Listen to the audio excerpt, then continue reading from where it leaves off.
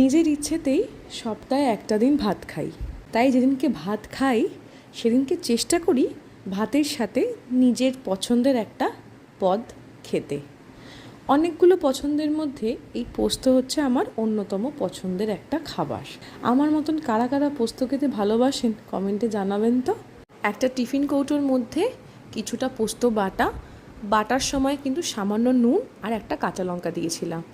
পোস্ত বাটা নিলাম, তার মধ্যে দিয়ে দিলাম আরেকটু স্বাদ মতো নুন, কুচনো পেঁয়াজ, কাঁচা লঙ্কা আর এক পলা সর্ষের তেল ভালো করে মিশিয়ে ঢাকা দিয়ে একটা কড়াইয়ের মধ্যে কিছুটা জল নিয়ে তার মধ্যে টিফিন কৌটোটা বসিয়ে ঢাকা দিয়ে মাত্র 5 মিনিট ভাপিয়ে নেব। 5 মিনিট পর ঢাকা খুলে গ্যাসটা বন্ধ করে দেবো।